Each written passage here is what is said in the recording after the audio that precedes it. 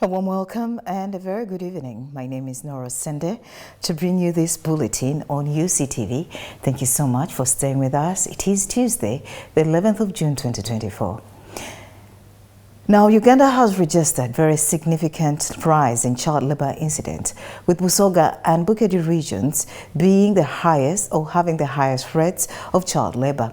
Now, this has been revealed by the Assistant Commissioner Labor Inspection at the Ministry of Gender, Labor and Social Development, that's Amoriat Bernard, while speaking to journalists in Kampala today ahead of the World Day Against Child Labor that is scheduled tomorrow.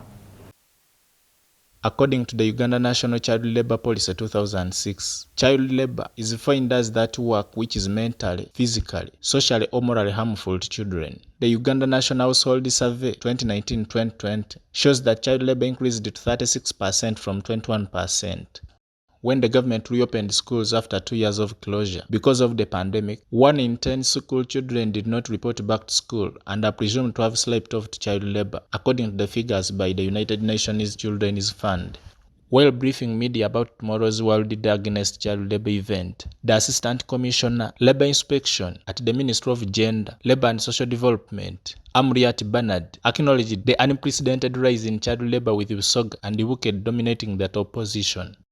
Furthermore, analysis of the data before and after the 20th March 2020 showed that 36% of the children aged 5 to 17 years engaged in child labor, including household chores, an increase, of course, as I said, from 21 to 36%. When the data is aggregated by sub-region, Busoga, Bukedi had the highest proportion of children aged 5 to 17 years involved in child labor at 29% and 28% respectively. Whereas the government has come up with various initiatives to combat child labor, Isma Kaland, the principal labor officer at the Ministry of Labor, has attributed the rise to not only poverty, but as well the incapacity by the ministry to prosecute the child labor offenders, as he explains. The government also has a duty to try to increase, to put money into the pockets of the parents such that they can afford to look after their children, take them to school. And government, we have not been so good, so vigilant in prosecuting these child labor offenders. One of the problems is our prosecution arm is still a bit weak. We are just still building it. However, when we find these children who are engaged in child labor, we withdraw them, we rehabilitate them, we take them to school, and we also resettle them into the communities. And then the employers, we report them to police. It is against this ground that Amoriat called upon the public to join the government and other stakeholders in the elimination of child labor in the society. The community where that child hails from as a responsibilities, the leader where the child comes as a responsibility, the sub-county, all those different levels. So as a ministry and as government alone, we cannot address this issue of child labor. It's like in here, like when the COVID came, you saw where everybody, my government marshaled, everybody came and supported. So I think the challenge why the figures are going up, first of all, because of COVID, because the figures were down. Secondly, after COVID, of course, we have had the challenges, especially like in Karamoja sub-region, where we get these street children being brought up here. Where again, of course, some of our people are not helping government and not helping the local community. So, but I would like to inform you that we have brought on board more partners who are coming to support government. The rise from 21 to 36% explains the defeat of the president's attempt to end child labor by 2025, which is so well demonstrated in 2011 when he adopted the NAP2 during the International Year for the Elimination of Child Labor 2021. Joseph Kabali, Uctv News. The Democratic Party has called out the Criminal Investigations Department over discriminative implementation of their duties. Yesterday, police summoned, later detained the Parliament's Legal Committee Vice Chairperson, Yusuf Mutebule, the Rengo Woman MP Sisi Namuju, and Busiga County Member of Parliament Paul Akaba at CID Chibuli over corruption allegations. While addressing journalists today at the party headquarters at City House, Ismail Kiria, the acting party spokesperson, told the media it is good that CID arrested the corrupt legislators, but it's not enough when the main culprits are at large. Who were arrested. They were first of all summoned at the CID headquarters in Chibuli to be interrogated about the corruption-related issues in Uganda. And they were arrested. One of them is the MP of Ren. This is a good gesture that Uganda has now woken up to start fighting corruption. However, we are concerned with the way police is handling the issue of corrupt officials. It is discriminating those who are supposed to answer on the side of corruption and those who are supposed to answer. That's why we are seeing now the four MPs are being arrested on the issue of corruption. Ladies and gentlemen, we appreciate what the CID headquarters is doing, but let it not be done in discrimination. We have so many people who are in corruption scandals and no one has battered them, no one has handled them. We have one of the leaders in parliament where records show that she awarded herself a lot of contracts through his aides. And even one of his radio stations was given a contract and awarded money without passing through the proper channel. That one is okay. She doesn't have any problem. We had Minister Kasoro here who mishandled the funds in the Microfinance Support Center. And for him, he has no problem. If we are fighting corruption, let us start from the top.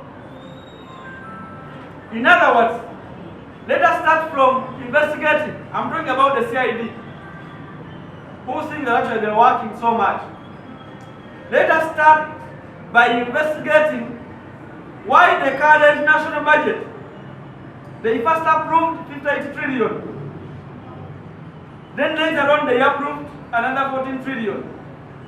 Because at first it was 58 trillion. Then after some weeks, we saw that the budget was shooting to 72 trillion. Now let us first investigate who influenced the budget to move from the 58 trillion approved by Parliament to 72 trillion. There is corruption there. So if the CID headquarters is very serious, investigate that, the budget, why it increased to that, investigate some of the government officials who are awarding themselves money aimlessly without considering proper channels, than discriminating. If you start discriminating in the people having corruption, then you're going to lose it in the first place. Now, civil society organizations have today launched the Uganda Parliament Exhibition Report. During the launch of the report at Fortis Hotel in Kampala, civil society organizations say that the social media exhibition has played a significant role in causing change and improving social service delivery. Uganda Parliament Exhibition not only unearthed the misuse of funds, but also highlighted the discrepancies in the recruitment of workers in the August House. Have served as a powerful platform for raising awareness, for advocating for transparency and accountability, and for holding our leaders accountable in the different service sectors. As we already know, the Kampala Portal exhibition, the health exhibition, the NGO exhibition that took place, security, health, so all the total engagement amounted to around 768,000. And then total mentions was 662,000. Likes that we received on this exhibition, we received about 81,000. And then the total number of tweets that we analyzed as email to get to generate this report were 2,730. And this And then the social media reach that we reached out to for this whole exhibition was 3,700,000. And some of the advocates actually proposed the dissolution of the entire parliament as a necessary measure to combat the deeply rooted culture of corruption and mismanagement within the Uganda's parliament. The other issue that was a bit really on the far end was advocacy for alternative governance models, with some people advocating for an authoritarian role similar to that of the former leader of Libya, Muammar Gaddafi. The Constitution of the Republic of Uganda gives a citizen the role to fight corruption. So it is not something that we are doing that is out of the way, no. And the citizens getting up, they have a role. A citizen can even get up and demand for accountability from a public officer. You have a right to. So how will the Inspector General of Government, who's seated somewhere in Kampala, get to know that a one Sendagala in a certain Mukono district has failed to get a service? When we take on the fight and you keep quiet, when our power is that limited to just saying this and you keep quiet as the IGG, how is that even a fight? But the rules of procedure, let me use the rules of procedures of Parliament, give our presiding officers all the powers. The people that made these rules probably anticipated that this position is going to be held by people of higher integrity, people who love the country, and people who are not focused on self-aggrandizement or self-centered individuals. It's now time for Today in History.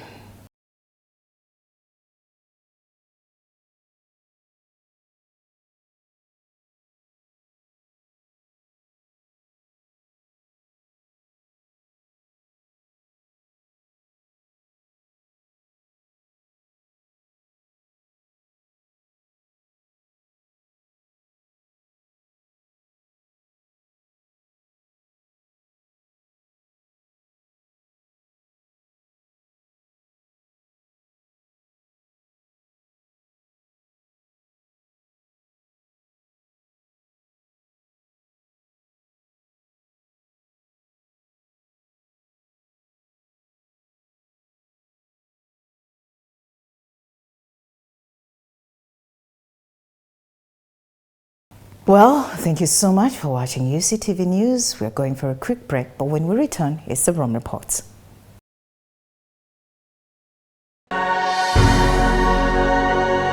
UCTV, good news for all.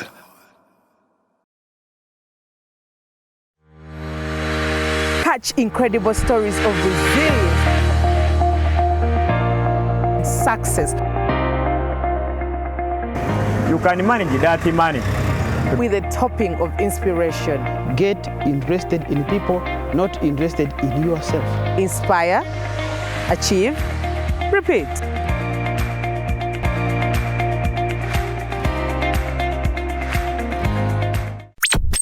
You are watching UCTV, good news for all.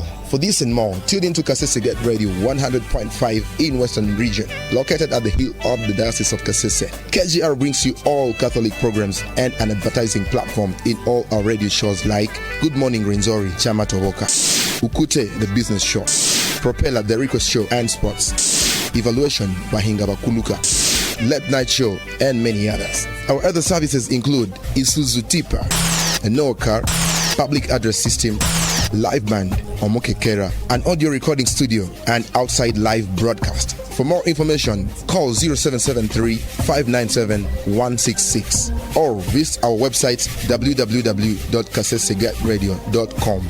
Kasese Radio, Omusondoria, the voice of truth.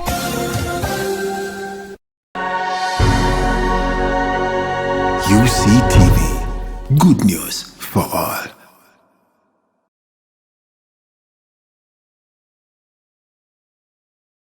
It has been wonderful having you tonight on UCTV News. I am Nora Sende.